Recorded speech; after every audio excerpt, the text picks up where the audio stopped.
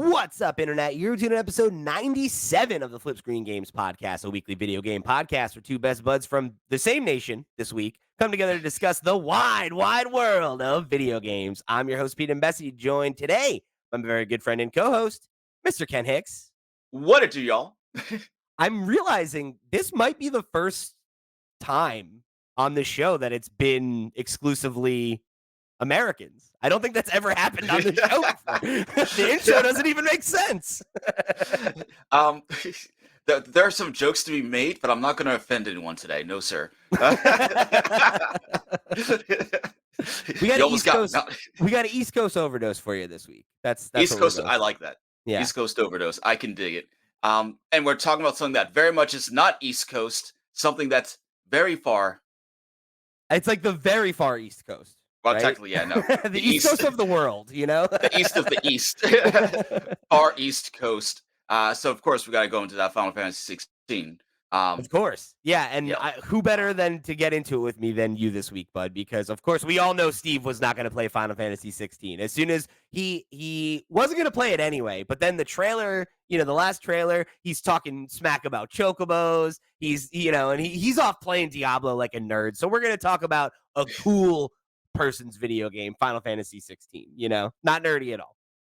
Yeah, but before we get into it, what's your experience with Final Fantasy? Like, how many have you played? Which ones are kind of your jam, more or less? I'm just a little curious, just kind of get a gauge because I played a Yeah. lot of them. I would say I'm a casual Final Fantasy fan. I have played many of them. I have certainly not played all of them. But I've dipped into more than I've finished, but I've touched on many of them. Like I back in the day on the GBA, I guess it would have been. They did a bunch of re-releases of the Super Nintendo and NES era ones, and I've like booted all of them up at least once. But like the kind of my real inroad to the franchise was 9 and 10. When 10 was contemporary, I actually had a relative buy me a copy of 9 because they knew I was interested in Final Fantasy, and 10 was out. Like, it was not Ah, available, so they just got me 9, so I played that, and then right after that went into 10. So those are kind of like, I would say my foundational Final Fantasies more than anything.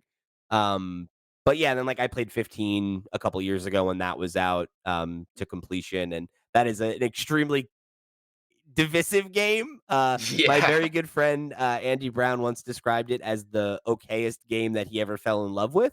And I relate to that because I You know finished what? it, That's a good way to right? put it. It couldn't be that bad. I beat it. I rolled credits on it. So So I guess like the question I have for you is, have you played Final Fantasy? I think it is 6 or 12.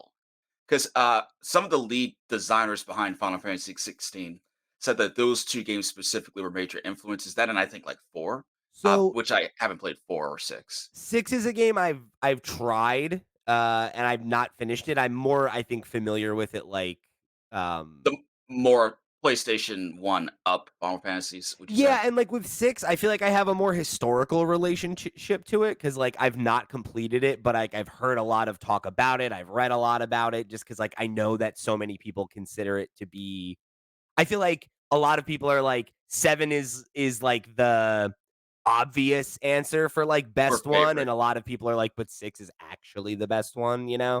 Um, so, yeah, like, I have a passing knowledge of it, but I feel like I know about it in the same way I know about, like, Chrono Trigger, which is another game I've never beaten. I've started it several No. times, but I have the kind of, like, cultural osmosis of just being a person who reads and listens to people talk about games enough to, like I know what people love about it even though I haven't gotten that taste myself, you know what I'm saying? Fair enough. Fair I'm more enough. And familiar with it than I am with, like 12, and the whole, like, Lightning is that 12 or is that 13? The Lightning so Lightning trilogy? is 13. Yeah, 12 was the one they did between like 10 and 13, because 11 was the MMO one. And that right, was the one where yeah. they kind of went to like almost like a, not quite as stark, but like a more like classic Final Fantasy, more medieval, less That whole technology like era look. is, like, totally a black zone for me, like, I've never touched those games, I'm not familiar with them at all, I don't know anybody that, is, like, gassed to talk about them or anything, right? So, like, those are totally outside of my Yeah. realm. So So that's the I'll thing is I'll like say more this. more of the ones I've played because 9 is like more classic fantasy, but a lot of the ones I've played are the more like steampunky kind of stuff, the Final more like Fantasies. modern like 7 influenced ones. So I am really really pleased about 16 having kind of that return to more proper fantasy. Like in my I have a page of old-timey notes that I wrote down while I was playing. I went old school today because this is a classic game, right?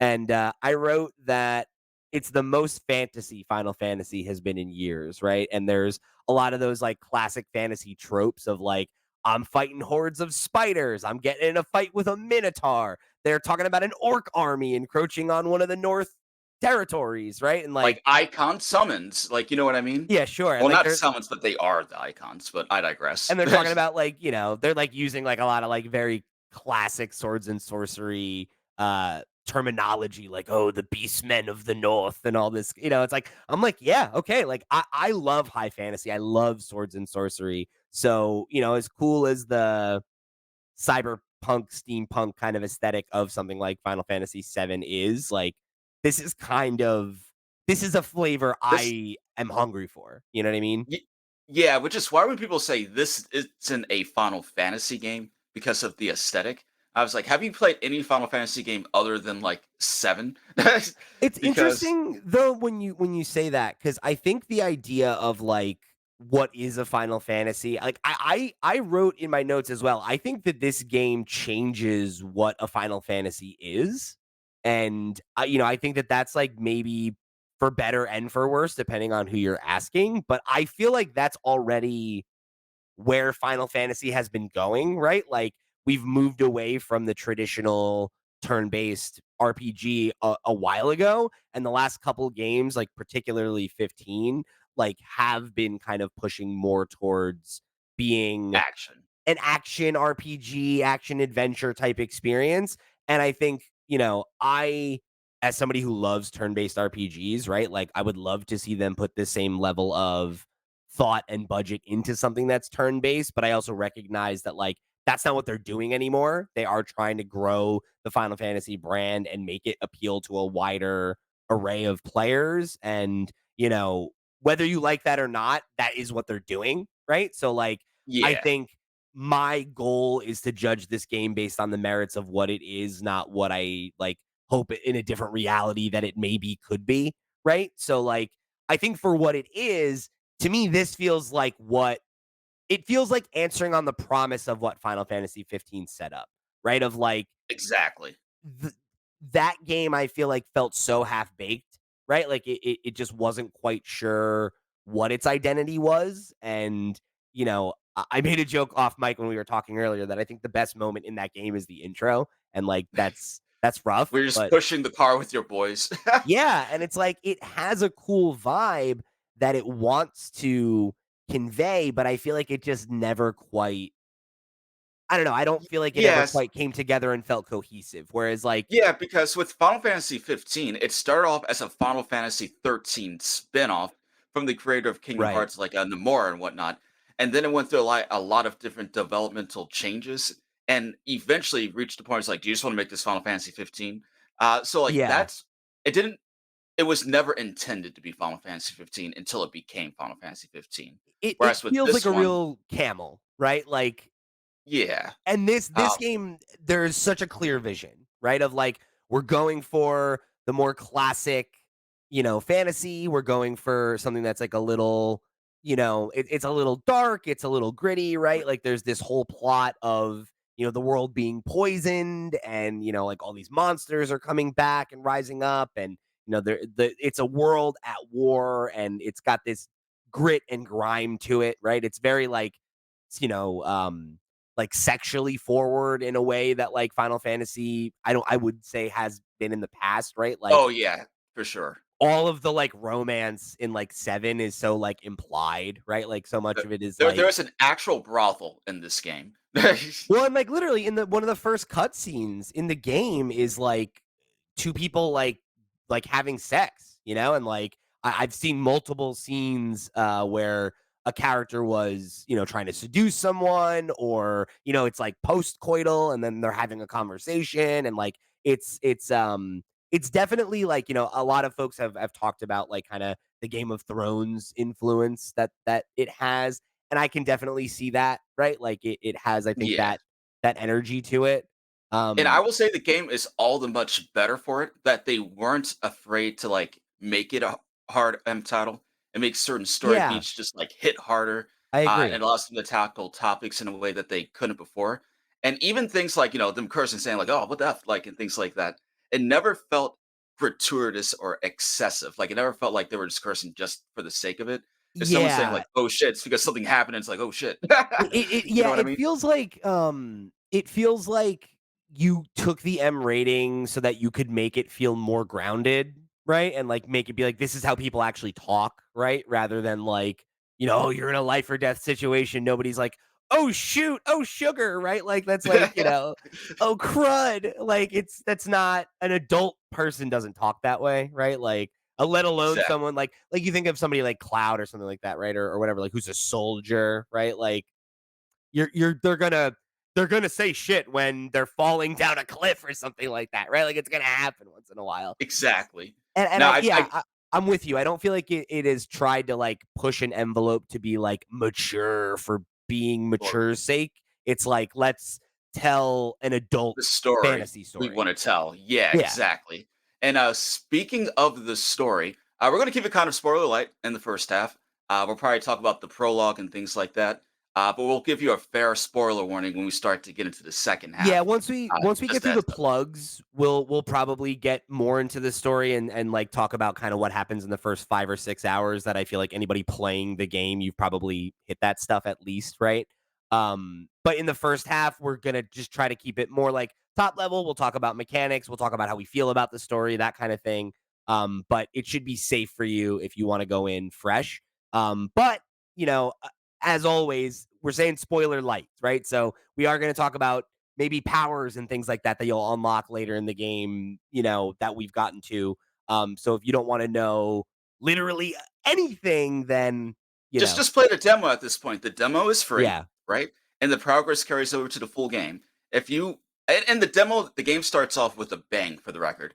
I think the demo probably was like the smartest thing Square Enix could have done because I remember prior to the demo coming out, there were a couple of people talking about the game. I was interested, but I wasn't necessarily hyped. Then I played the demo, and I don't think I've ever clicked the pre-order button so fast for a digital game. I was that's like, "Oh no, interesting. Square, you can't end it like this." It's Did interesting you because play the when demo or did you just get the game? I didn't play the demo, and when I started playing the game initially, I was like trying to think about like, okay, where does that cut off? But where is 2 hours in? And it's pretty funny to me because they're like so right now, I have footage of the first 5.5 hours of the game just, like, up so that I can give the folks B-roll on YouTube, and in the first 2 hours of the game, a lot of that is A lot cutscene. A happens. lot but a Yeah. lot of that is like, that is one thing about this game where if you're one of those folks who, like, doesn't like to sit through cutscenes and, like, you're not that person, I don't know about this Uh, one for you because personally, I am that person. Like when we're talking about like top level overall impressions, one of the things that I wrote down here is I think that it being like a quote unquote old school AAA game is like really to its benefit. I think it was a fun risk for them to take to be like, you know what, like we're not going to do an open world. We're going to do a more focused, 40 plus hour, right? Like story driven, more linear. There are side quests, and we can talk about that in a minute. yeah. But like this is a game where like you're very much doing you're running down a path, you're going into an enemy closet, you're having some encounters, you get into a mini boss fight, you get to the end of an enemy closet, then you get to another section where maybe there's a proper boss fight, and in between that, you're rewarded with cutscenes and character dialogue, right? Like it's very much the like Uncharted, Mass Effect, Dragon, Yeah, whatever. Like it's it's it's that semi PS3, Xbox 360 single player, like, story driven experience that we don't really get anymore from companies that aren't Sony. and I will say this, a little bit later in the game, larger areas do open up and a lot of the maps are, interconnected, if you know what I mean. Yeah, And yeah. It's more later in like the open game area than open open world. area. Exactly, exactly. but the open area stuff does make it feel a little bit more alive. You start to explore more of the towns and things like that. Um, but like the main thing with this game, because you mentioned like a lot of cutscenes, so what you're telling me is that we're playing a JRPG. That's basically what I got from that. Because Yeah, like for sure. Final Fantasy's always had these incredibly long cutscenes, like not quite Metal Gear Solid long. Like Metal Gear Solid legit had a 2 hour Yeah, yeah. cutscene at the end. But that's, as far as I'm concerned, part of the course. Yeah. Um, Yeah, for sure. I guess it's just like it's interesting because it's not like 15 didn't have cutscenes, but I feel like the story felt less front and center, right? Like a lot of that game was you're in an open area, you're driving around in the car, there's like little side quests for you to do and check boxes around this open world. Like this feels way more akin to like what we got with Final Fantasy VII Remake, where it is more like in this part of the story, you're here. And in yeah, this part of the story, you're here. And I love that, right? Like that is a type of game that I really respond to, and that as open worlds became more popular and that became kind of the thing, like so many games are about like how do we make the most content? How do we make this game bigger and longer so that people play it and don't sell it and whatever, whatever. And I'm excited to be getting to a point where it feels like there's more space for this type of game to come out and be a success and be like, hey, this is a, linear story driven. You're doing combat and then there's a cutscene. You're doing combat and then there's a cutscene. Like and I not for dig that. nothing, by making it tighter like that, makes it, I don't want to say easier, but they can focus on like the big set pieces. They can focus on the details of the different areas. Yeah, When things become bigger, like just like huge, sometimes things kind of get lost in the details. Like sure. by making it a little bit more of a straightforward path, they can make it that straightforward path alive in a lot of ways that some of the larger open world games do not.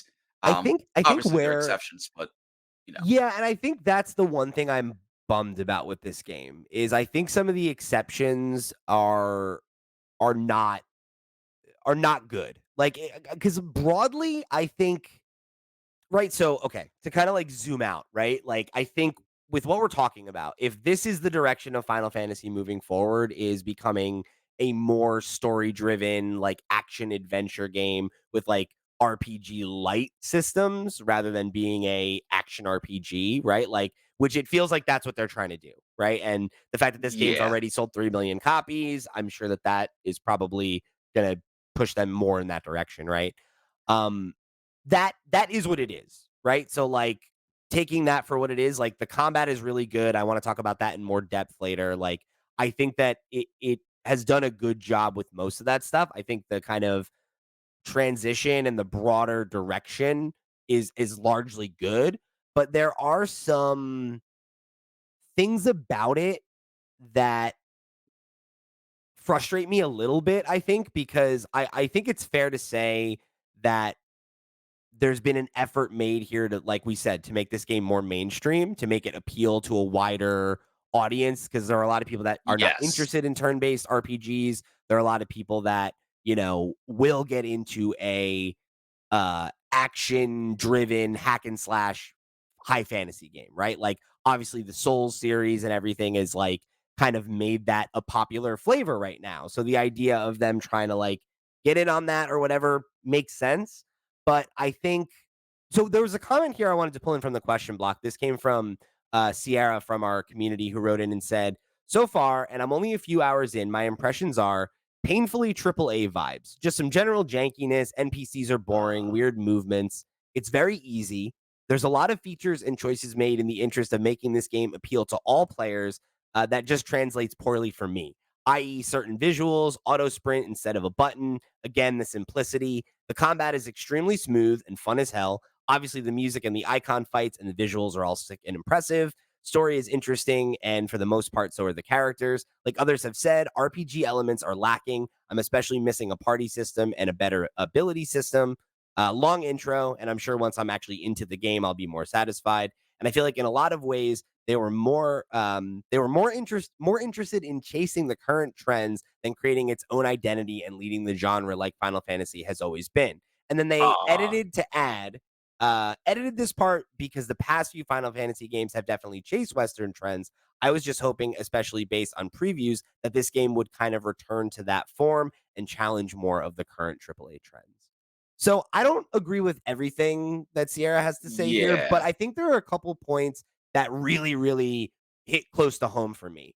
And I think in terms of like the right here, like the features that try to make it have broader appeal, like the auto sprint, that's something that really does bug me. Like Yeah, I don't like the auto sprint. it's just it's bad, right? It's a bad feature. And I think there's a few little things like that, right? Like the RPG elements lacking. I think that's something that like does bother me. I think the ability system feels like way more akin to something you would see in like, you Devil know, May Cry or something like or that. like Horizon or like, just another like action adventure game. And like there's nothing wrong with that as a system inherently, but in an RPG, like, or again, It's what's been historically an RPG, it's really not one anymore. Um, This is more of an action game than an RPG, I yeah, would I think say. it's way And more that doesn't akin mean to a I Devil May Cry that or doesn't mean I something. don't like it because the action part of the game is dope and the story thus far, Yeah, I'm really enjoying the characters and everything like that. But this is not your mama's Final Fantasy game, right? no, It's it's not an action RPG, it's an action game with RPG elements, it feels like, thus far. and it's like Um, I feel like saying that it has RPG elements feels like arguable because it's like that there became a point where like every game has RPG elements now, you know right? what, Like, fair.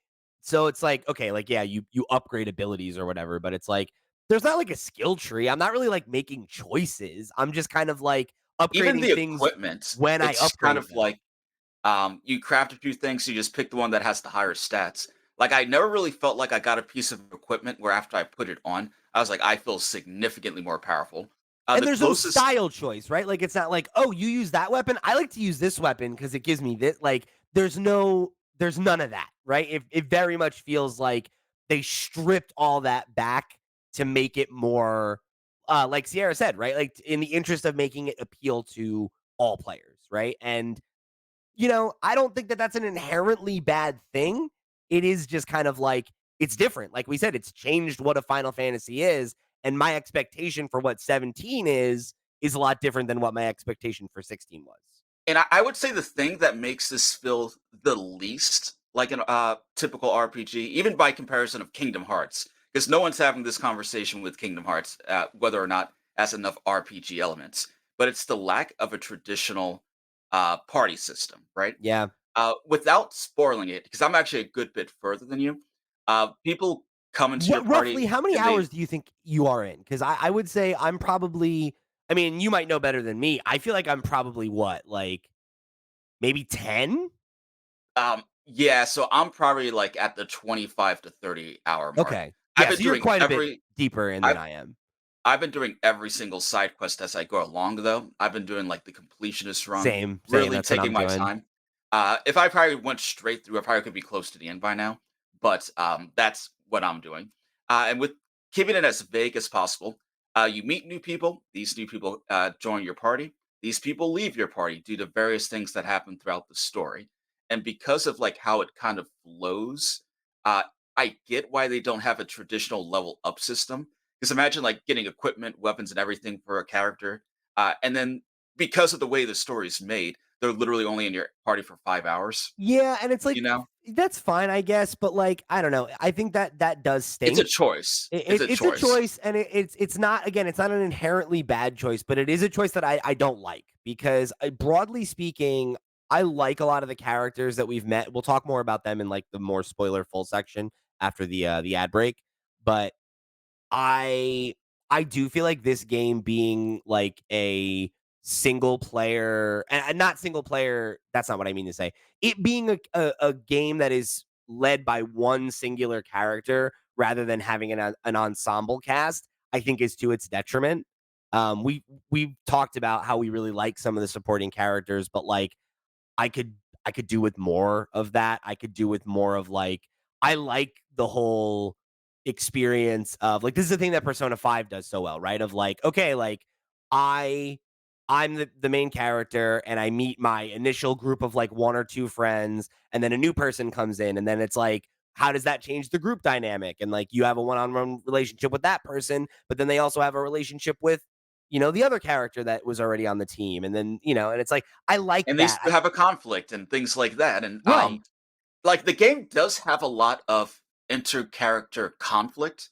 Once again, just trying to be as vague as possible here. Uh, Yeah. some of the side characters, especially the villains, um, they got beef with you, and I'll leave it at that, for damn good reason. Well, not good reason, but the the A the compelling villain reason, right? Like it's compelling reason, the yeah. the the heat between the main characters and the villains like feels legit, and I think they've done a really good job of like making me feel the relationships between the primary characters and like believing in them and of being like, oh, like I met this character and they were a stranger, and then we went through experiences where now it's like, Clive's like, oh, like we're close friends now, and it's like, oh, I buy that actually, right? Like, Yeah. like you, that's a thing that I think a lot of, especially JRPGs, do not always do well. Is like having moments of like, okay, like we're gonna have these characters express what they mean to each other in a way that feels human, you know? Like it's like Yeah. I have to like I don't think there's like a single moment that I can think of in Final Fantasy VII Remake that isn't like where characters are being like, yo, you mean something to me that's not like extremely melodramatic, right? And like very This everything with the character dynamics in 16 feels earned. It feels yeah, grounded, it feels real. Nothing seems forced. If you hate a character or if another character hates you, even if you don't agree with the reasons behind it, it makes sense, it's logical, and it feels authentic, you know? So I think that what definitely. they did real good with this, and apparently this is something they did real good with Final Fantasy 14, but I've never played, is just really setting up a believable world and setting up believable conflicts. Because sometimes with Final Fantasy games, they can go pretty far off the rails. And, we'll see how the game sticks to landing. I didn't beat the game Yeah. yet. But I am a thus little worried far, about that, Ken. I have heard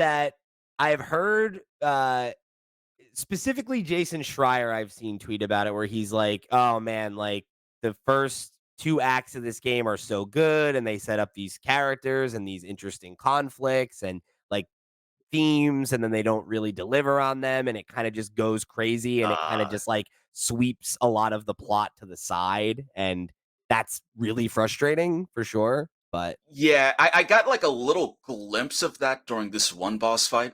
Um, and it was like, okay, so like this is going in a weird direction, but then it went back to like the core part of the story. But that one boss fight was probably the hypest shit I've ever played in the game thus far, so I'm not too mad. I was on the edge of my seat, cheering, yelling at my TV. I was like, "Hey, yo, let's go, Clive! Let's get him!" It's like this absolutely. game does a real good job of building up to huge boss fights and then executing on them. I would say this game probably has some of the best boss fights I've played in years, So not just in terms of scope, but because of weight, if that makes sense. yeah, absolutely. And Um, let's talk about the combat because we've talked around the combat a little bit, and I think for yeah, me right now, like as much as I am enjoying the story, combat definitely is kind of like the star of the show. I feel like, combat is the reason to play the game. The combat is silky smooth. yeah, Um, it so like, just feels so good and like natural, right? Like every ability that I have right now, right? Like the magic system and everything, I think all feels really fluid and like I love the ability to chain attacks together and just the way that all that stuff kind of the way that each part of the combat system feeds into each other feels really really clean and you brought up Kingdom Hearts earlier, right? We're both big Kingdom Hearts fans. yeah, For me, Kingdom Hearts 3 was a huge disappointment. And the biggest thing I didn't like about it was uh the combat, right? It was that like the combat felt bloated and that there was all this junk that they shoved on top of it rather than, you know, um it just was kind eye of candy. It felt like it didn't feel necessarily tight. It felt like floaty, for lack of a better phrase. yeah, The and best Kingdom Hearts combat is Kingdom Hearts 2 by far, but hard don't get me agree, hard started. agree, hard agree. It's one of my favorite combat systems of any game, and this to me feels like a natural evolution of that system. Of like, it is, you know, about like chaining those abilities together and like having like the kind of risk reward of like using your abilities to either chip down the enemy shields Stagger. so that you can stagger them and like build up these really big chain combos and deal a ton of damage, or like saving them so that when they are staggered, you can. You can do massive damage. So just the kind of for the people who haven't actually played the game yet, when you look at the combat, it looks flashy, it looks like over the top, it looks like there's a lot going on. But when you really narrow it down, it is actually quite straightforward and fluid. You know what I mean? Yeah, The general gist of it is that you can attack with square with your sword or triangle with your magic. If you hold down R2 and you hit triangle or square, you use one of two special abilities that are on a cooldown. As you go on throughout the games, you can kind of switch styles, for lack of a better phrase, that have like different elements of magic attack, and you can kind of string them together. So it's a balancing act of knowing when to use your abilities to eliminate the stagger, but also saving some of them so, like when they are staggered, you can use them to inflict maximum damage during the cooldown and later on in the game. And did you get the limit break yet, or no? It's not a I haven't spoiler, I but haven't gotten that yet. Yeah. okay, so eventually you get limit break, and the cool thing with It's that, not a spoiler, uh, it's a Final Fantasy game. yeah, it's a Final Fantasy game, right? Limit break basically access the closest comparison I can make would be like Double Trigger and Devil May Cry, where you just get like a burst of strength, all of your attacks kind of become more powerful.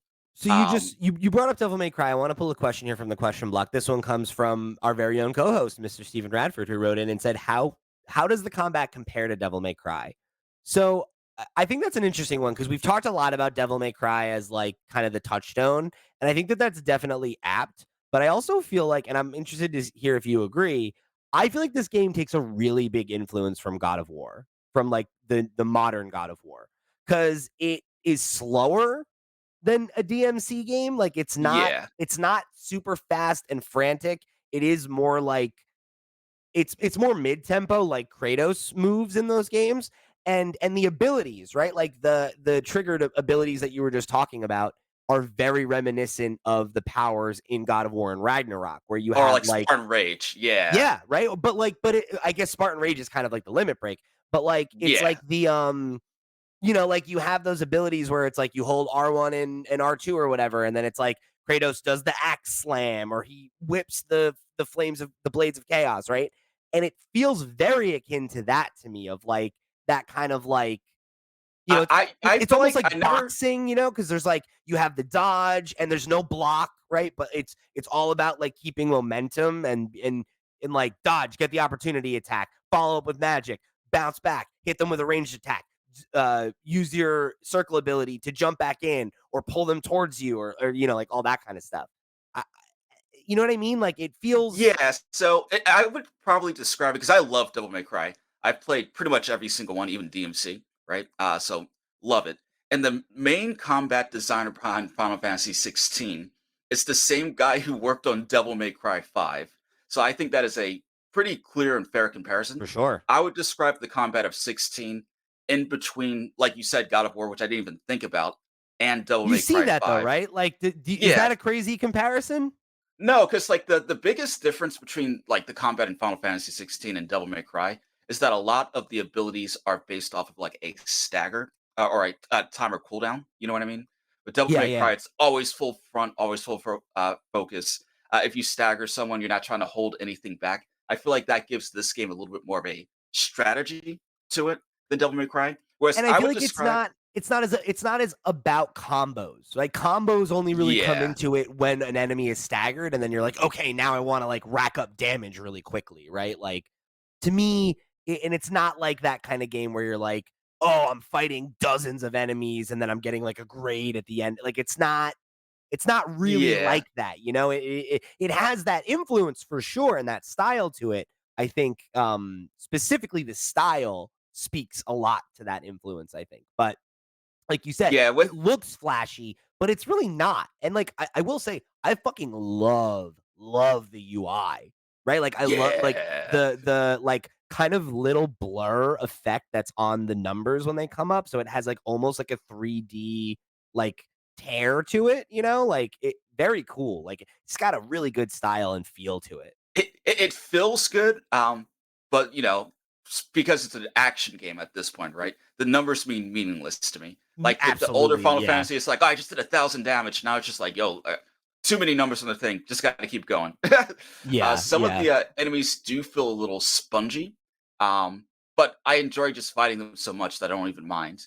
And the one thing that I really appreciate about the combat is how they ease you into the system, and before you know it, you're just like an expert. You're a pro. In the beginning of the game, you have fire, dodge, and sword attack, right? Then you can charge up your fireball and shoot out. Then you get your first icon abilities with the um, uh, those special abilities. I'm trying to avoid spoilers here. Yeah, I But then gotcha. you get more special abilities. Then you can rotate between them. Then you get the limit break. Then you get a third ability, and you're switching between three different things. And it's like as the game gives you more stuff, it does so in a way that it never becomes overwhelming. My recommendation to anyone who wants to try the demo before they play the full game would be to just play the demo, but don't do any of the stuff after the demo, right? What they did in the demo is after you beat it and it just like kind of cuts at a hard like stopping point. They have like a battle mode where you can kind of like fight in an arena to try out different gameplay mechanics. I feel like that in and of itself is a spoiler. I feel like part of the enjoyment of any action game is discovering new abilities as you go along. So like that's what I would do. Like just play the demo. If you love it, just buy the game. But it has a real nice sense of progression. And like I just now, probably like 30 hours in, got the ability to block. No, really? There's a block? Holy crap. Yeah. I was so Like, confident there wasn't one. That's yo, hilarious. I just got the ability to block, like, and it's less of a block because if you use it as a block, then it kind of sucks. It's more of a counter.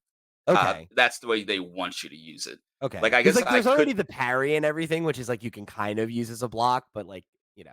Which yeah, I but like. I no, like that it feels like very like Bloodborne in that way, where it's like very like it's about being on the offensive, not being on the defensive, right? Like really the only time that you're at least for me, the way I've been playing is like when there's characters that like fly or have range, like sometimes I'll back off and I'll hit them with my magic and then like dodge a couple attacks and then come back in and start wailing on them again, that kind of thing. But the yeah. rhythm Well, of it always feels really good, you know? with where you're at right this second, with the flying enemies, with your second ability mode, if you hit circle instead of it being a dash, it kind of acts Pulls. like pulls exactly, and Yeah. that's so satisfying when you just pull an enemy from the air down towards you. You Or, combo like, it, you can you launch push it yourself in away. the air if it's, like, a bigger enemy, which I really like, and then you can, like, start Exactly. juggling them and stuff. And once you get that too, you know how like with the stagger gauge, once it gets halfway down, they take more damage for a brief period of time until they're completely staggered. Uh-huh. Once you hit that halfway point where they're half staggered, if you immediately use the claw thing, you kind of take their head and you slam them to the Oh, ground, yeah, yeah, and you yeah, could I do like just more figured damage. it out, yeah, and then you And can, it's like like, fully stagger them, it's awesome. things like that you just have to be paying attention to a bunch of things at the same time while balancing and juggling all of these different abilities. It's incredibly satisfying.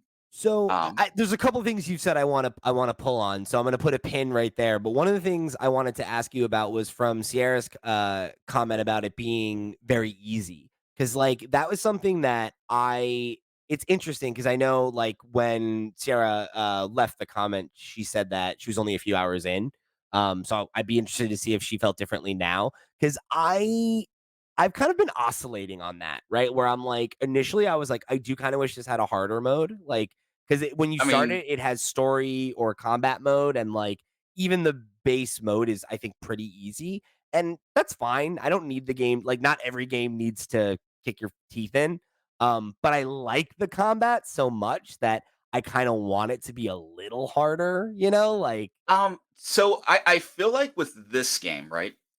We are just good at action games. Like I feel like that needs to be addressed. yeah. I We are not mean, amateurs.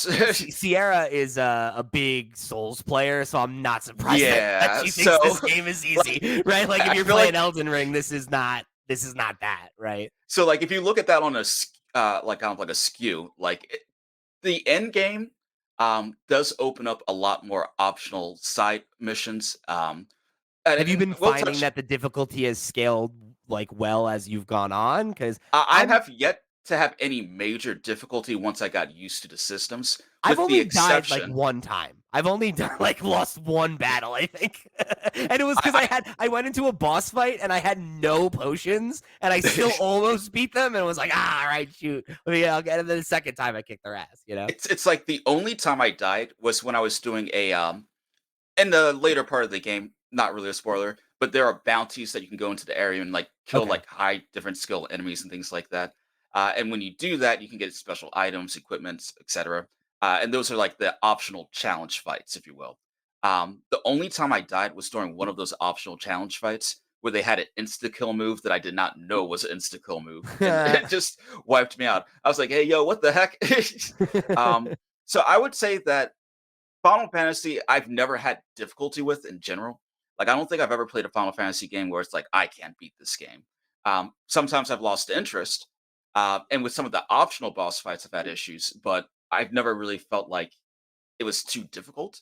As far as the game being too easy, I can't think of a harder Final Fantasy game that I had trouble playing, unless it's just like harder because of quality of life improvements. Like it's tough for Sure. me to go back and play Final Fantasy 1 than it would be for me to play Final Fantasy 16 I just because I of just some of the things there. I just wish it had, like, a slightly harder mode. I this feels like a game where, like, they're gonna put out, like, a new game plus or something, or they're gonna There is a release new a game hard plus and it's day like, 1, I don't actually. wanna do that, though. I wanna just play on that difficulty like the first time, you know? Like Yeah, so what they did with Final Fantasy 16, I guess this isn't spoiling anything story related or ability related. They even announced it before the game came out, right?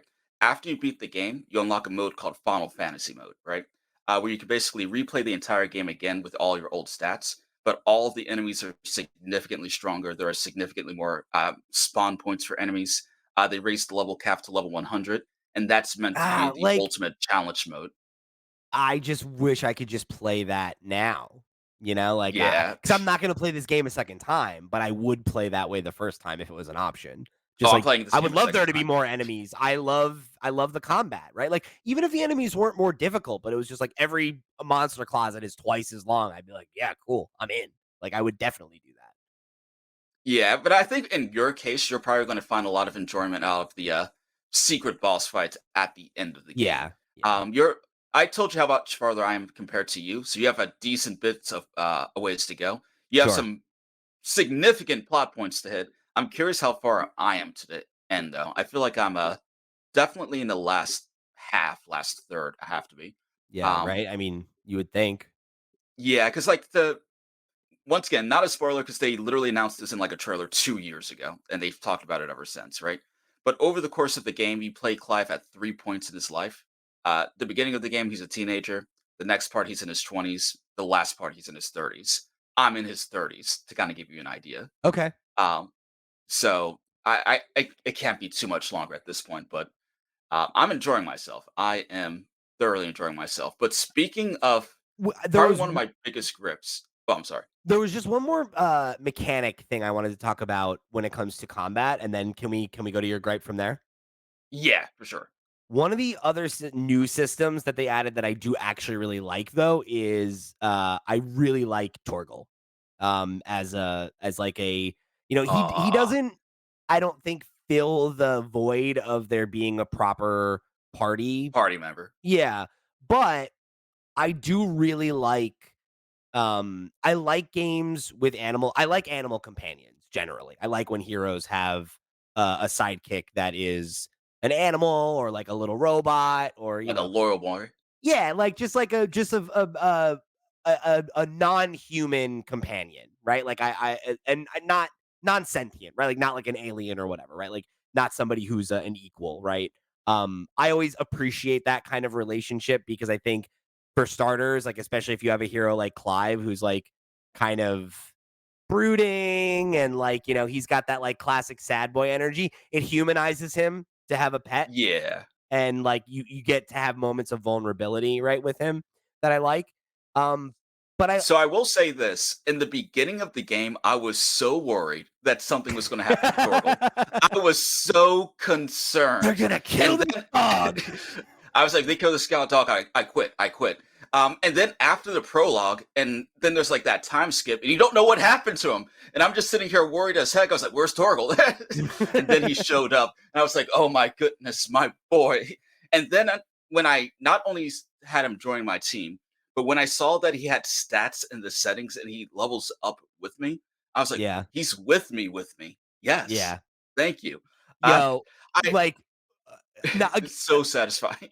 very light spoiler for a moment in a boss fight, and I'll talk around it so it doesn't. But like, I know what you're talking about. you Yeah, know what I'm talking about. There's this yeah. moment where there's like they have these like cutscene fight moments, right? Where you can either hit square and you'll get like a big cinematic attack in, or you can do a dodge. And there's this boss fight that comes up against one of the like primary antagonists where you're separated from like the crew and like you get caught in an attack and you're like, oh no, I can't dodge it, I can't get, and like Torgal just comes out of nowhere, does I said, "Yo, let's go." did like just does one of the coolest things I've ever seen a dog do in anything. I was like, yo, he's such a bad motherfucker. Like this dude can fight. I love it so much.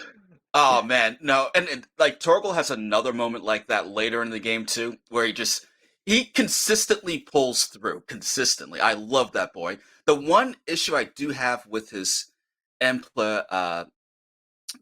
inclusion though, like the way they implemented it, is that I don't like how I issue commands on the D-pad because I need to move with the left analog stick, and if I had to keep tapping on the D-pad and going like back and forth like this, it's not very like I oftentimes just let him do his own thing.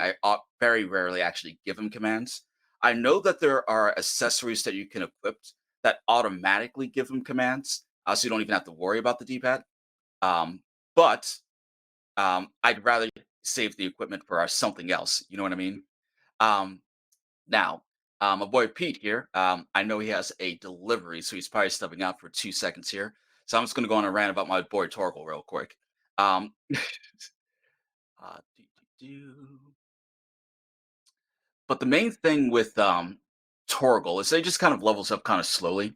I know it's a long game, and thus far, I haven't really seen him get any new abilities. The abilities just got a little bit stronger. You know what I mean? Um, I'm curious. I wish I should say that I was able to swap out abilities with him, similar that I could do with Clive. Um, like maybe instead of like a launch and an attack and a heal, maybe something like a lounge or like something that can like hold an enemy down and you can kind of customize it like that. Just a little bit more variety with that would have been nice. Um, but for what it is, I just like having the best boy with me. And if anything happens to Torgal in this game, I'm gonna have some words with the OCP. We're gonna have some problems. Some problems. Um, ooh, you see, I want to keep going, but I also want to just talk to Pete. Hey, I'm Oh, back. you're Sorry back. about that. Hey, you're back. So You I just vamp went on a or mini. do I need to make a cut? So I went on a mini Torgal rant while you were gone. And I basically just said I wish that his abilities were a little bit more customizable. That's my one grip with it. Okay, Um, okay, yeah. but I I do like agree with you having him. there. Yeah, I do. It's the same thing, right? Like I wish that there was a deeper RPG mechanic there where like you had the ability to um like I could use my Torgal differently than you use yours, or like we could use different Yeah. elements or something like that, right? Where you do have that sense of like, oh, this is my Torgal. This is how I use him, or I use like these are my strategies that I like to employ, or I like to use this ability because I play more aggressively, or you play more defensively, or whatever, right? Yeah, just even if they just gave him a few abilities to swap out and level up, like that's really all I would have to do. But then again, to be fair, um, this game is just consistently throwing new fighting mechanics and new gameplay mechanics at you. The way I play the game now is not the same way I played the game 10 hours ago, right? Yeah, So there's for a sure. chance they could do something cool with Torgal, maybe actually at that. Until I beat the game, I won't have a full picture of what my actual toolkit is. But thus far, that is a complaint there. Minor complaint because I love Torgal, but a complaint all the same. And speaking of grips, um, the biggest L, I guess I could say in this game, are the side quests. They kind of Yeah. most of them suck pretty bad. Very, Yeah, very few have any noteworthy meaning to me. and I think to me they're worse because of one of the things that, Sierra touched on in her comment about, like, the NPCs being kind of flat, where, like, I feel like in general, the best way to do side quests is to have them be, like, story related, right? And to, like, have it be like, there's an interesting story beat, you meet a character that you wouldn't have met otherwise, something like that, and, like, I guess it's literally that in that these are the only named characters that aren't main characters, right? Where it's like, "Oh, yeah, Yeah. it's Kenny from the bar," right? Like, cool, but, like, Yeah, when I saw my name show up in Final Fantasy 16, I was like, "Yo, let's go. What's Kenny gonna be?" It's like, "I need you to, help serve these customers," and that's literally what I did. I was like, "Yo, are you?" That was my first side quest, giving and it's like, "That's all you got?" serving food. I'm like, "That's it, Kenny? Wow, I And was it's expecting like, more from you." I feel like I would be more into that if it felt like it was in service of story or narrative more, and it feels like it is. It feels like that's what the attempt is, right? Because it's like Yeah, those quests with Kenny are about teaching you about Sid's organization and how he treats people and like what their what their philosophy is and everything without it being like without the game expositing that at you and being like this is who Sid is and it's like okay like I get yeah. it like it's trying Show don't to tell, yeah essentially. and I respect that but given the fact that all of the like literally for me right I feel like there are arguably besides Clive, there are like 5 characters in this game so far, you know? Um, Yes, I will say this. In the back third of the game, I'm assuming like 30s up, wherever. There are side quests that are marked with like a plus symbol. okay. And if you do those side quests, they're a little bit more in depth and they typically deal with characters you care a little bit more about, like the blacksmith, for example. Not really a spoiler, but there's a side quest with him. Mhm. And if you do a side quest with the plus symbol, the rewards for them are significantly better than what you would get on like the other side quests. Like give like permanent health, permanent upgrades That's cool. that you don't even need to equip. Like that's how you get the chocobo eventually, for example. Like that Oh, kind of okay. like quality of stuff. Cool, cool. So I would say that once, even if you lose interest in the side quests, you don't end up doing all of them because a lot of them can be skipped with no real negative effect there. Make it a point to do all the ones with the plus symbols because those thus far seem to be a lot more interesting, more intense fights, and much better rewards. But I'm definitely gonna there's do only them like 3 of them anyway. that I've done, so, all the other ones are just like the bad ones, so that is my one grip there. I feel like, Um, a lot of them are at least short, like, if they're gonna be not meaningful, at least they have the courtesy to be not invasive. Like it's like, all that right, like is I'll true. do this and get my experience or whatever. And I'll, like I did one just recently where it was like, oh, can you deliver this package? And it's like it was literally just right down the road. And it's like, yeah, I mean, sure. Like it wasn't good Can you pick up content. some wood? I'll take it. Yeah, yeah, right. Oh, can you collect soil that's right next to you and then bring it back? Sure. Okay. Like, yeah, I can do that.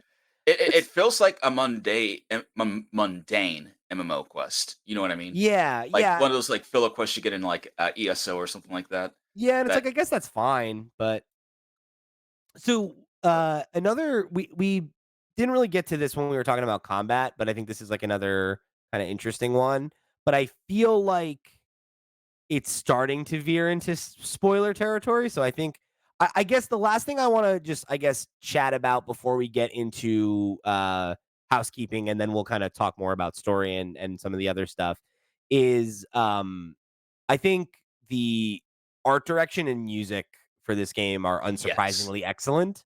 That's something that I Final Fantasy love, love, love the music. I play the game with my Sony 3D Pulse headset, and just like the soundtrack and the way it swirls, especially with the yeah. boss fight specifically. This is one boss fight where the music makes a hard right turn and just becomes the hardest track I've heard in the entire game. Hell yeah.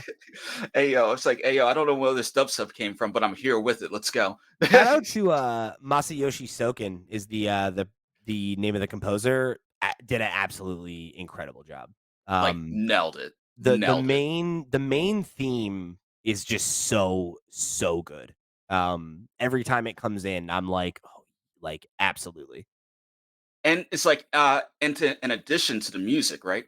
the voice acting is Really just good. like really good, and it really elevates the intensity of the scene and makes me feel invested in it. I just adore it a lot. Yeah. The actual presentation is 10 out of 10. I have no complaints there. Even if you don't like how it's an action game or if you have issues with the story, the execution is rock solid.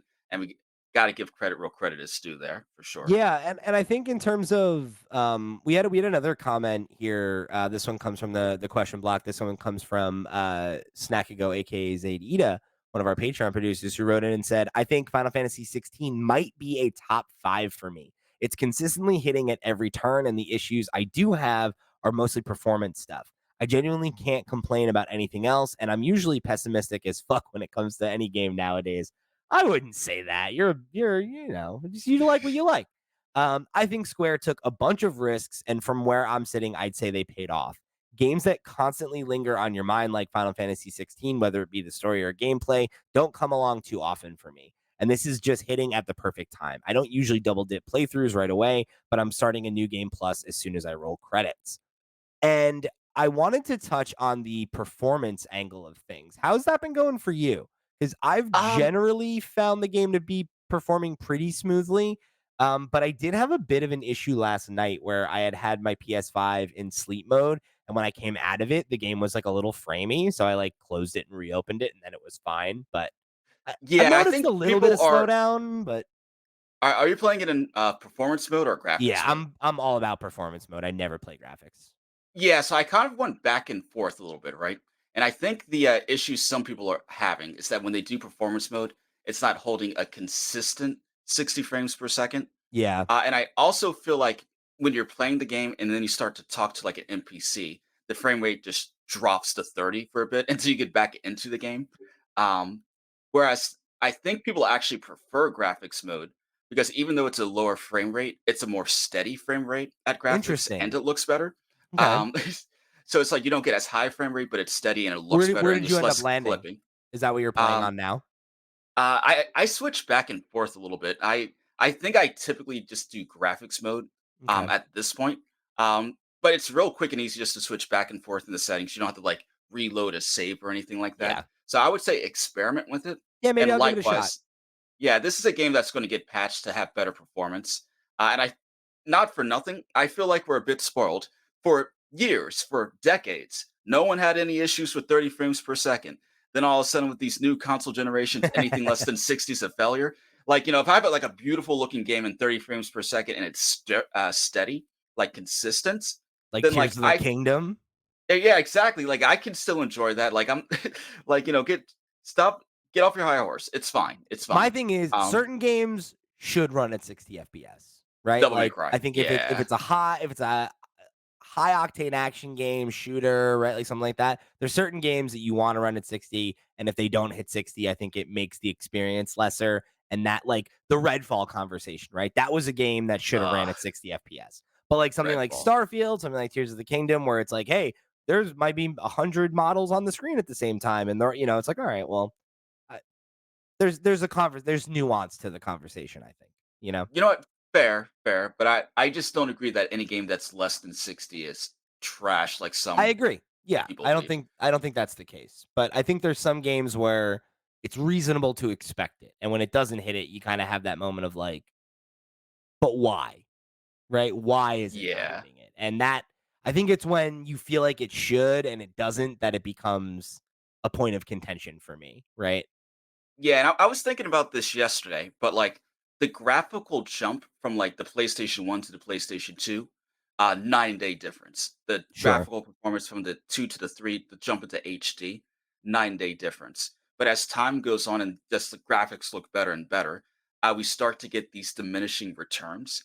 Like we're never going to be as like wowed as we were when we first saw like some of the PS2 or PS3 games, even when the Yeah. PS6 does come out. You know what I mean?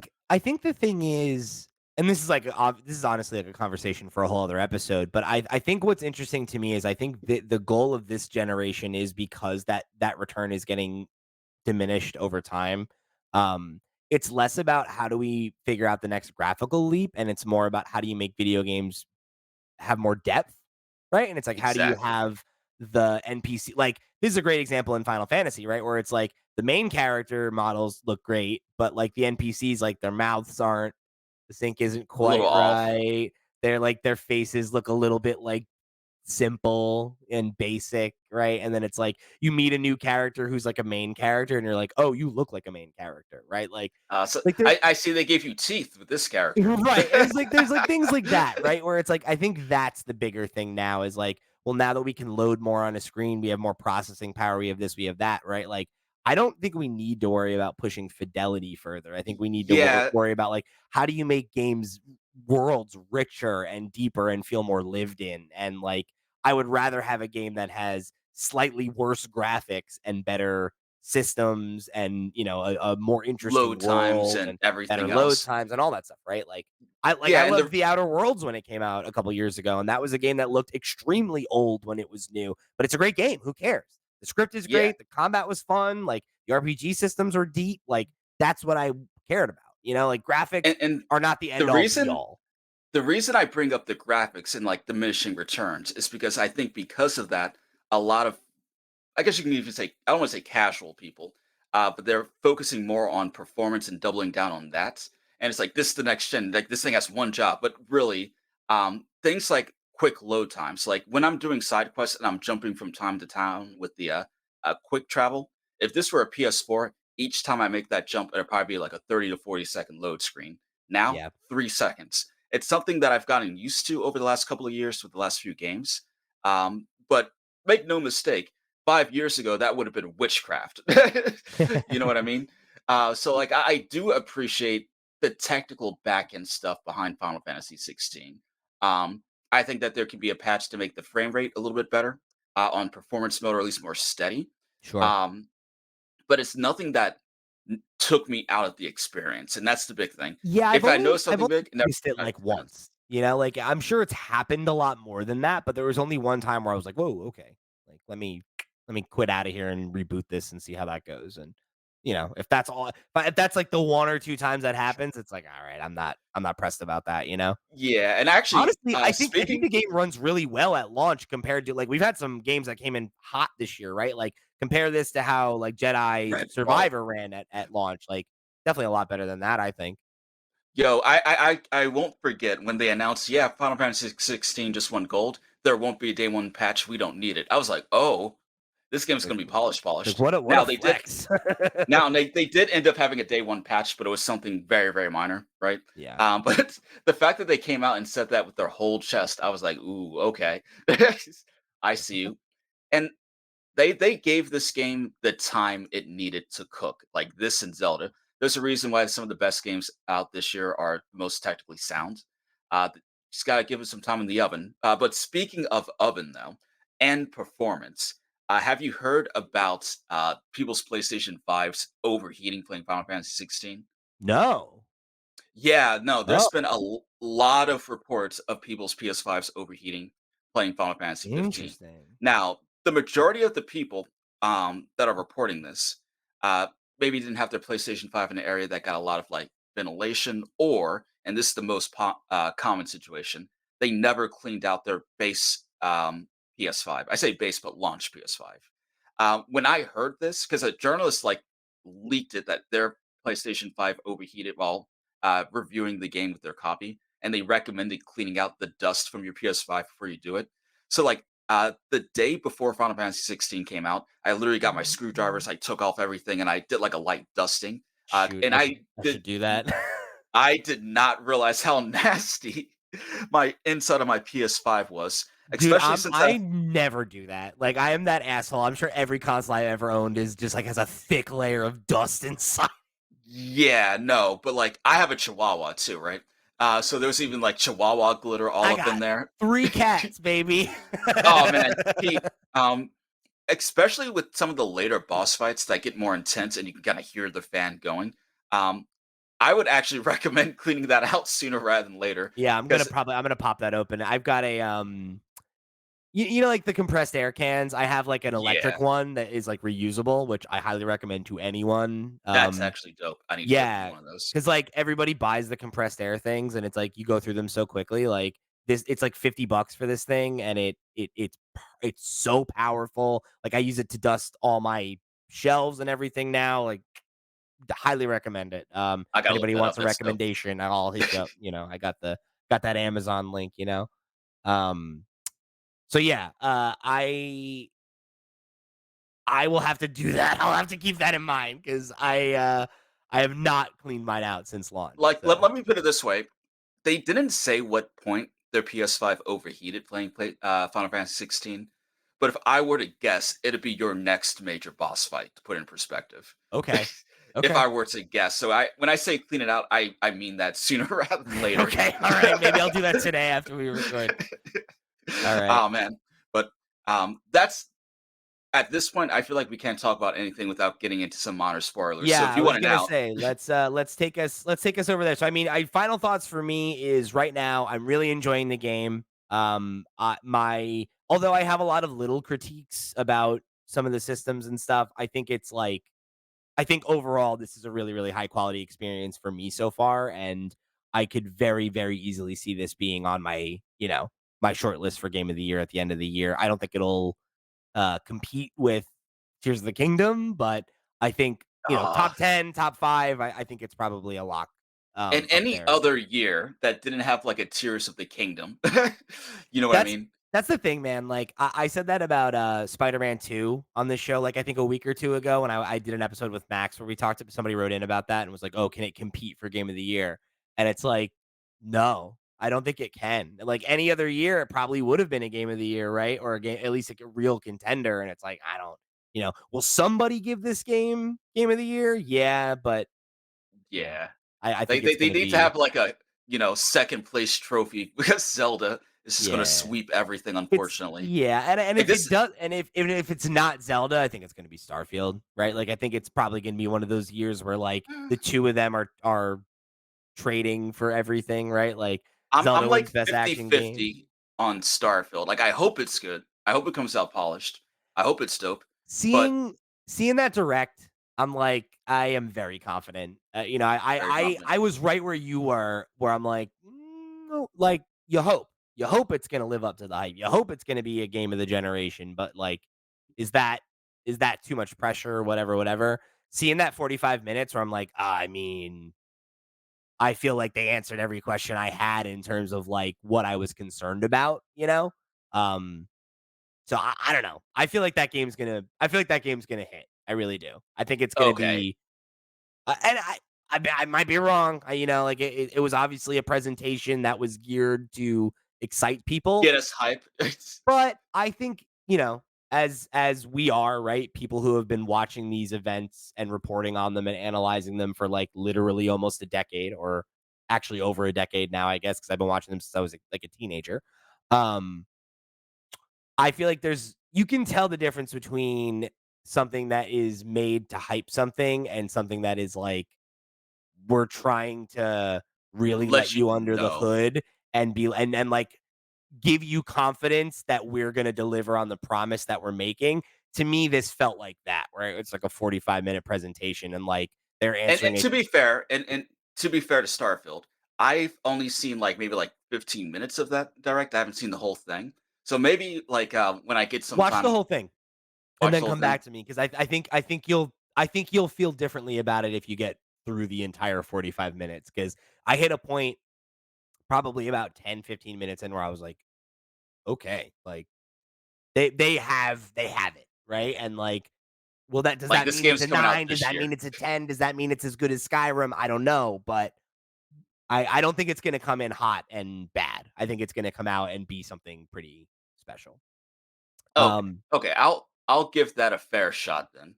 Um, But we've got some more Final Fantasy 16 to get into. But before that, let me remind you that this episode of the FlipScreen Games podcast is brought to you by our Patreon producers for the month of June. For the last time, they are Arnold J. Rimmer, Christopher Valenz, Earth Visitor, Gabriel Hasselmeyer, aka Asobi, Snackago, Tyler Dude, and Wakahula. Thank you all so much for your support over on patreon.com/flipscreengames. Y'all the reals to the real, and we greatly appreciate your support of this and all of our sister shows. If you want to go and get your name read on the air, get the show early, get a bunch of other perks and goodies just like they did, guess what? Head over to patreon.com/flipscreengames. It is, of course, the best way for you to show your support for the show. Help us keep those mics on. Help me keep food in the fridge. But if you don't have any money to toss our way, guess what? No big deal. There's a bunch of ways that you can get involved that do not cost you a pretty penny. Head over to flipscreen.games. That's our website where you will find links to all the places you can find us all over the web. You can check out our sister shows. You can write into the show with questions at flipscreen.games, our email address.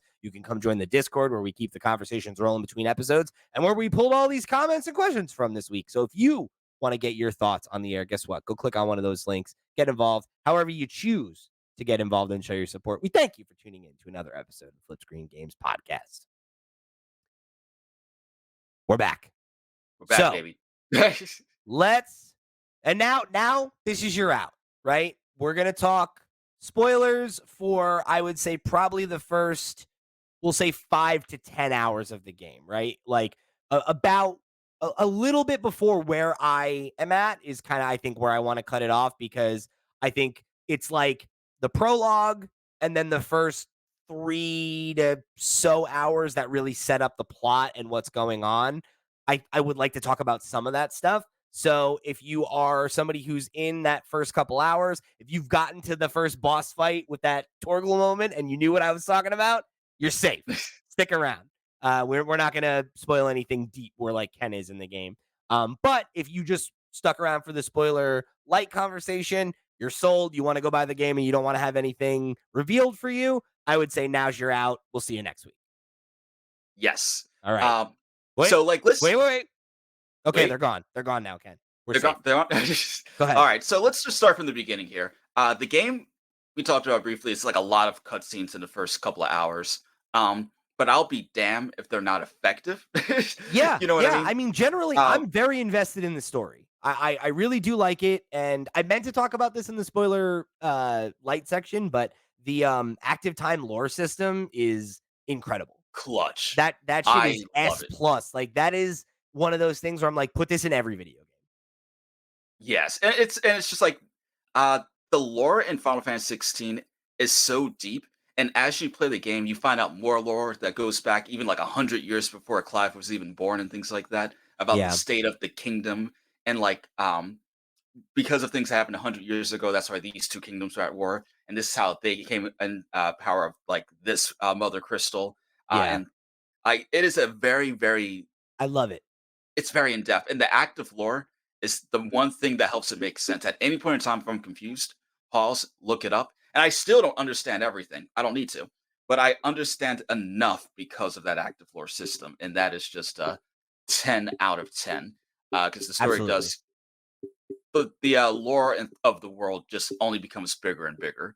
Like what you know right now is just like maybe like half of what I know in terms of like the state of the world and how Yeah. what happened to Jill during those what was it 13 12 years. 13 years. Yeah. Like oh Jill went through some ish, but Yeah, and like that's I have a ton of questions about that stuff. And I think that like is such a good sign of like the health of the story is that like I'm interested in everything, right? Like I'm interested in and again, full spoilers, right? I'm interested in the broader story of what's going on with the world, right? There's like the blight that's going on and that's taking over the land and it's making it unlivable and then like it's just the crystals that, are like the only safe places now and there's that one kingdom in Ash. I can't remember all the names of everything. It's like the one with the yeah. B. Um Baroma, something like that. I can't remember.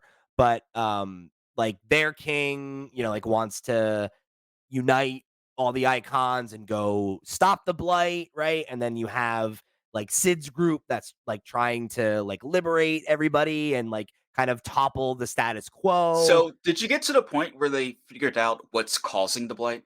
Because if No, you haven't, you're real close to that. I must be close. Yeah, I haven't Okay. gotten that answer yet.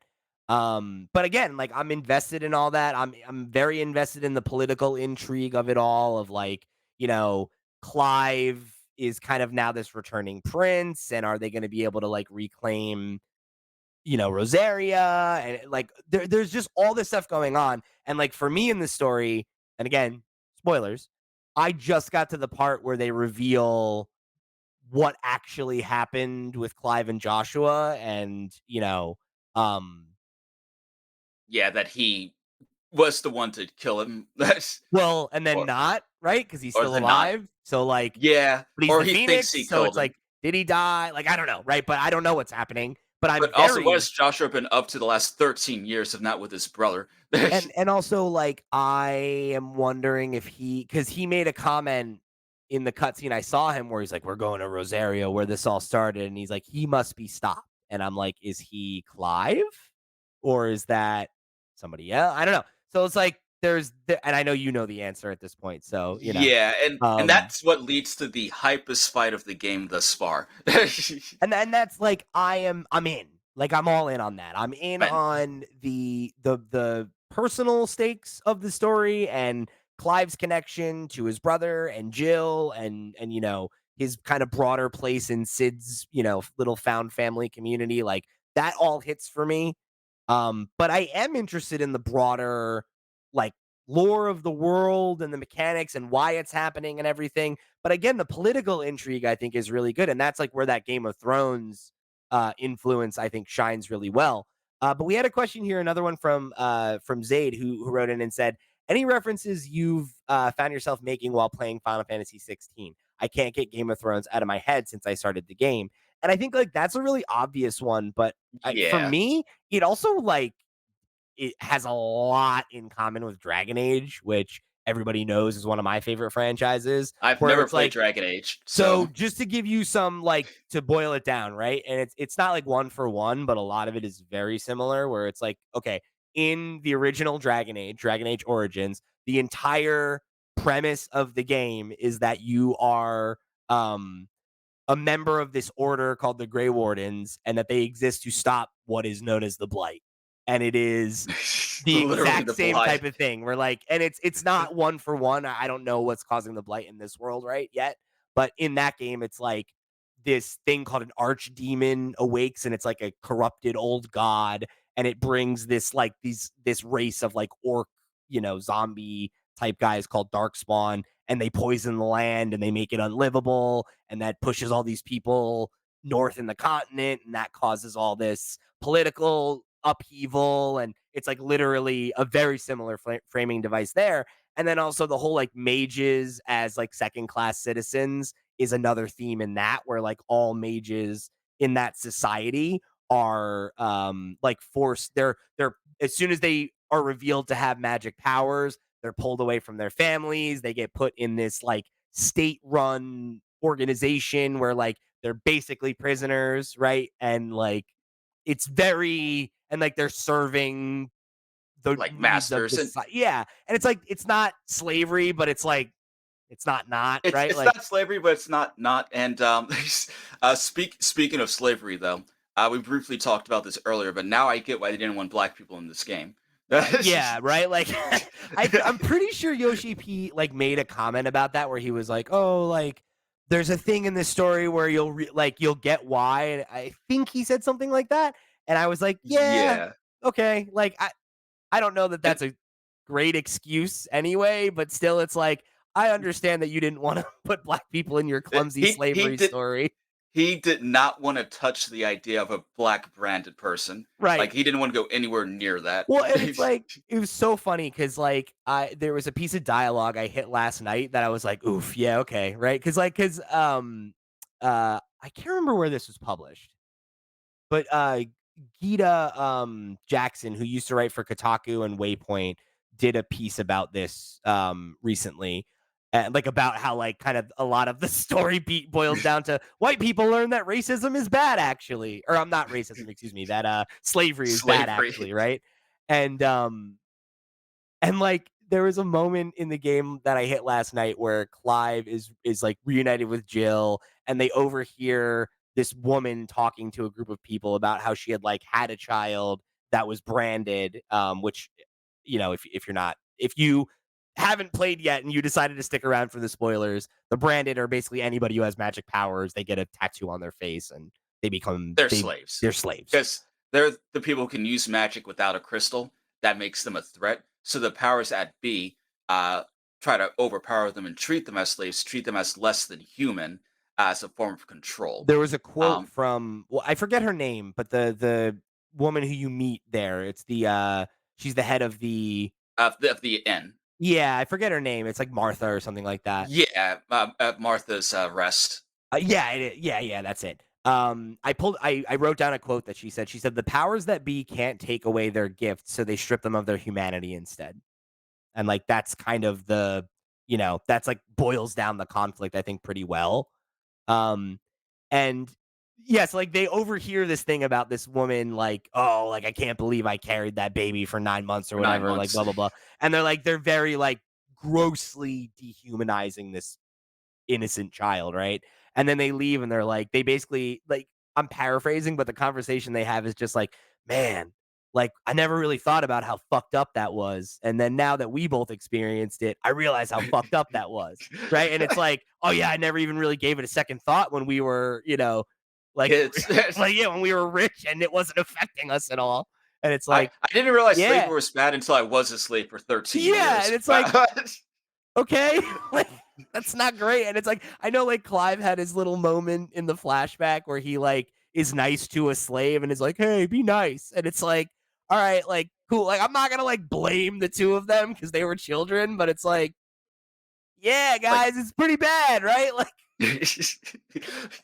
Final Fantasy 16, slavery is bad with magic. Let's go, baby. right? Like, see, it's like, there's a lot there. There's a lot there. It's a little clumsy, but, you know.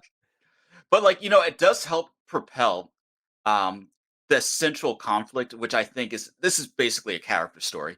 Despite how big these realms are, despite how big the wars are, or how bombastic the icon fights are, at the end of the day, and similar to Game of Thrones in this regard, there's a core group of characters, protagonists and antagonists, and it's all about the relationship and how they deal with one another. You know what I Yeah. mean? And Um, I like that and I it, think like, that's the shows heart of it. you I like that it does the Game of Thrones thing where it'll, like, go and show you what the villains are talking about or, like, like, you get that sense of, like, "Yeah, I'm Clive, and, like, this is my crew," but I have a real sense of what the other characters are up to and what their personal stakes are, and even if I don't agree with them, it's humanizing, right? Like, you said her name before. What's her name? Sid's ex? Benedict? Benedicta. Yeah, and it's like, okay, like she's not a good person, but like I get why she is the way she is and like what the What trauma that happened? brought her to that place, and it's And like Sid left it's good. her. Yeah, Like Sid got out. He's like, I don't like where this is going. I'm gonna do my own thing. And I can't wait for you to finish this next part of the game, right? Because after you finish like the next couple of hours, we'll have a lot more to talk about, but I I'm don't want to excited. spoil it. I'm Um, excited. but long story short, Sid is that dude. Sid is an He's absolute great. I love anarchist. him. I love him. He is. He's such a great character. Yeah, and it's like then you find out because obviously with Sid, he's trying to liberate the branded and make a world for all. He does have a few different character development moments where that philosophy evolves even further in a good way, right? Cool. Um, but he has one more major goal in mind that he hasn't mentioned to you yet. And once you hear what his end game is, you're like, "Oh, Sid, you're that dude. Let's go. I'm in." I'm in. I'm already in because it's like I love like there's a moment between Sid and Clive where it's like you've kind of been like rolling with him for a little bit and you're like, "Yo man, like what's up? Like what's your angle?" Right? Like we've been working together for a while now and it's like, "What do you get out of this?" And he's just like, I just want to make the world a different place and it's not ready for the society has not caught up to the world I want to create. So my goal is to save whoever I can and inspire them and like keep hope alive. And I was like, yeah, bro. Okay. Like Yeah. I'm with it. Like I'm with the cause. I was already down, but I'm down, like Yo, and it's just like, can you say that again, but slower, Sid Daddy? I need to look up who does his voice because he just has like the perfect amount of like grit. yeah, I love his Like voice. Yeah. like across the board, the voice acting is great, but Sid specifically is just like, mm. Yeah, um, he's got like that like world worn quality to him. He reminds me a lot of like Sully from Uncharted, where it's just kind of like he's like the cool older guy who's like been around the block and he's like, all right, kid, I'm gonna take you under my wing. It's like, all right, I like this dude. yeah, and like I guess we can just start going through some of the supporting cast here, right? So Jill, well, you just got to the point where you just got reunited and she just woke up, right? Yeah, so, Uh, like, I've not you had a don't really. ton of time with her post, coma yet, but Oh, okay, I I really see. like the chemistry between her and Clive though, because like, again, it's one of those things where, like, I feel like Final Fantasy and, like, not even, I guess, just Final Fantasy, it makes more sense in Kingdom Hearts because that's, like, a little more all ages-y, but, like, there's so many stories from this same creator where it's all sexual tension and it's all like what's left unsaid and there's no like, like fucking kiss her already. Like just kiss. Would you guys kiss? Like Hey, Jesus. yo. So like there was this one scene that I thought they were about to kiss, and then there was a fake out. I was sick. I was sick, Pete. I was But so sick. like Oh, if they don't kiss at some point in this game, I'm gonna be upset. They the are fact that they clearly haven't meant for each yet by the other. time you've played, I'm already upset. I'm like, I watched people fucking hallways. You're telling me that these two can't kiss? I just want them to be happy. All right. They've dealt with so much trauma. Like, just They deserve happiness, but not until they complete their mission. yeah, yeah, fair enough. I get Which it. once again, once you get past the next like 3 or 4 hours of the game, like you're gonna be like, oh, okay, so like this is what the game's actually about. This is the end game. Okay, bet. So Um, My this is a very minor character, but I also love Gav. I've very much enjoyed Gaff Gav. is great. Gaff Uh, Gaff is that consistent dude who always pulls through. I just Th- like I love the whole like when he's just like, "Why would you help me?" And he's just like, "Because like I have the same trauma as you, bro." And then after that, like he saves his life, and it's like, "All right, we're boys now. Like we've been through some shit together. Like you helped me out. I saved your life. We're cool." Like, I will say Gaff starts to become more of a main character later in the game, oh, I'm right? really glad Thus to hear far. that. I'm So glad like because I like in the him. beginning, yeah, in the beginning of the game, he's kind of just like the guy gathering information for you and sending them to go on like your missions. But he becomes like one of the main characters and Cool. like the where I'm at currently. They Like just had like a he's that dude. they just had like a good moment where it was like basically Clive was kind of just like he like put his hand on his shoulder and was like, "Hey man, like thanks for everything. Like you've been like a good friend." And like they had like a little moment like that, and I was like, "All right, cool. Like, is this character like is he not important anymore, or is he being elevated to Yeah, you see, for a little bit, it becomes where it's not important anymore, and then he gets elevated like tenfold. Like he nice, becomes like that cool? dude. That's cool. Not I'm quite in the same way of Sid, but he becomes more of a. You get more of him than you get Benedict thus far. You know what I Cool. mean? Good, good. I'm Um, pleased with that. I so I really like him. I remember feeling that way in the beginning too about like the two fucking chuckle fucks that go on the mission with you in the beginning. Was like Tyler and Wade, like those two guys. I was like these yeah, fucking bros. Like I remember like I was like, "Oh man, these guys are definitely going to die, right?" And then they didn't die and I was like, "Oh, maybe they'll come back." And like I don't know, they're probably dead now, but yeah, a lot's happened over those like what is it, 13 13 years. years, yeah. Um, like a whole lot of like people who you think are dead are not, and then some people you think are alive are like dead, dead. it's Interesting. it's a weird situation. But Well, there's this one, I would love to see one of them come back maybe. yeah, there's this one character that I was completely convinced was dead that came back, and I was like, "Hey, yo, like this is second only to Torgal that I'm glad they came back." I Oh, was like, nice. Okay, let's cool. freaking go." Um, but that would probably happen after your next time jump. They need to S not kill Torgal. If they That's kill like Torgal, I'm gonna have a problem. can Yeah, we talk about what's up with why is he like is he magic? Why is he so alive? It's 13 years. Dogs do not live that long. He's like why is he so spry? it's Final Fantasy. It's a fictional game. Suspense of disbelief, like, you know Fair what I enough. mean? Like, that's the way I look at it, right? I do think, based on hints and things like that, there's something else going on with Torgal. Like he shouldn't be able to go toe to toe with an orc, you know what I mean? Like, Right. he shouldn't be able to take those kinda hits even as a wolf. Like, because 'cause Bro, I've I been mean fighting wolves. now that we're in the spoiler fucking full section, that fight I was talking about, Benedicta like crushes him and I was like, "Oh my god, did they just fucking kill Torgal?" And I was then so worried. And then he comes back and he bites her in the neck and then he fucking like clothesline flings her. I was like, oh my God, that is awesome. Like, what the hell?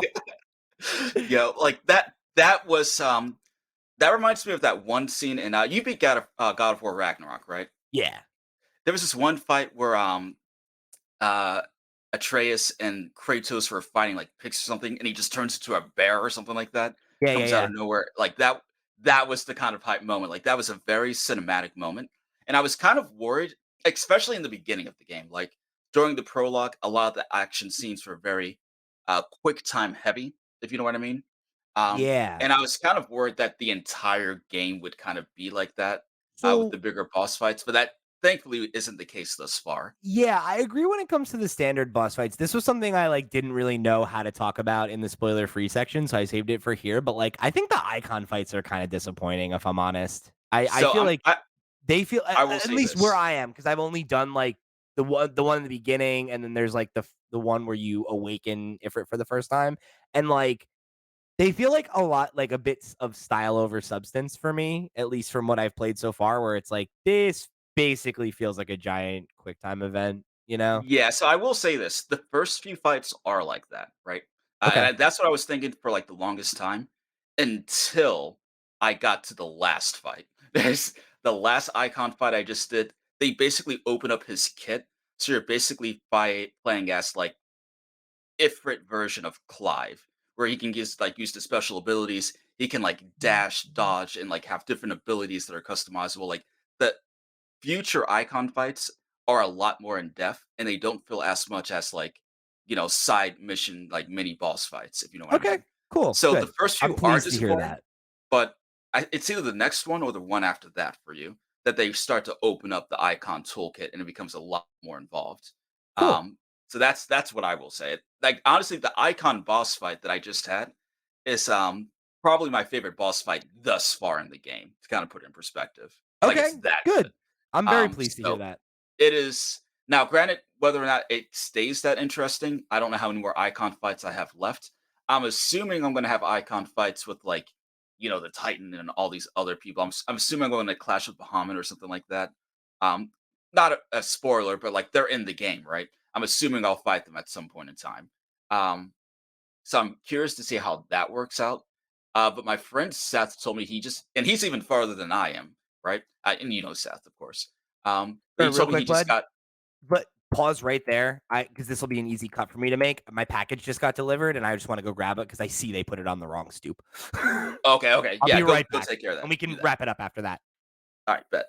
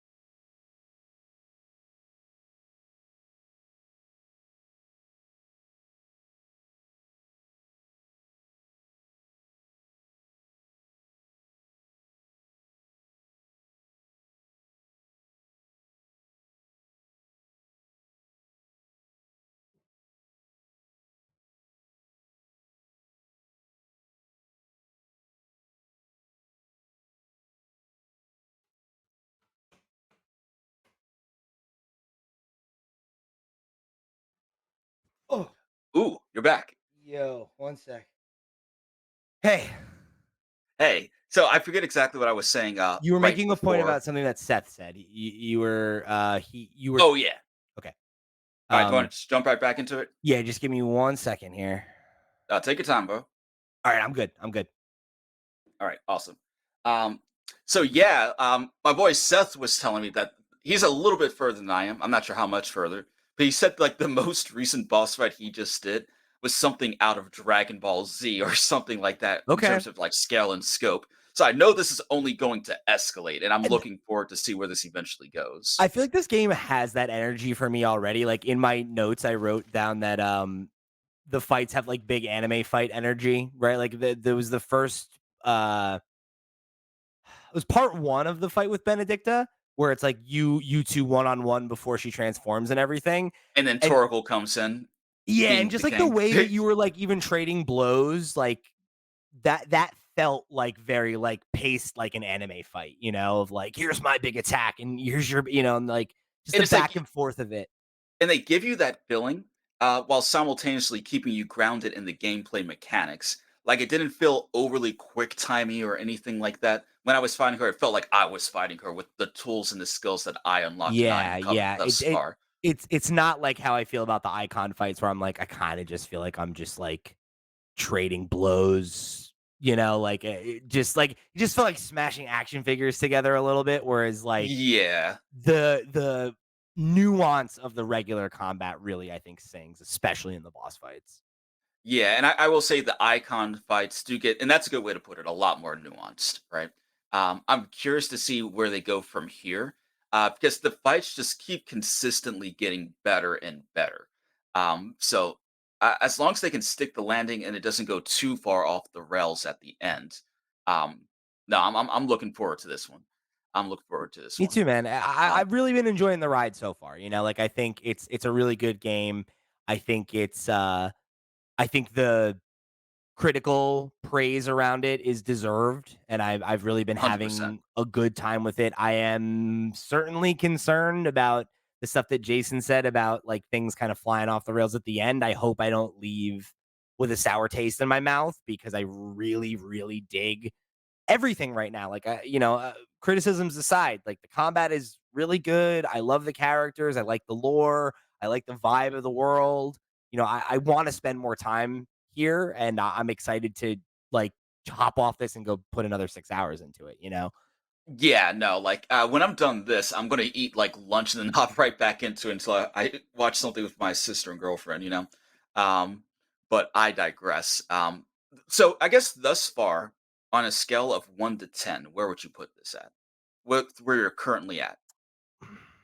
I think right now I am probably somewhere between like an 8.5 and a 9, but I'm trending more towards the 9 than the 8, I think, like I said, broadly, the style, the music, the systems, like I This think is very much an art game. Sounds like yeah. that's with us. It's Yeah. it's very much to my tastes in a lot of ways, and I think it is, like, some of that stuff that Sierra, outlined in her comment where, like, there are areas where I feel like some of the edges have been smoothed off to make it more palatable to a wider array of players, and I'm never against that inherently. I want everyone to be able to play everything that they wanna play.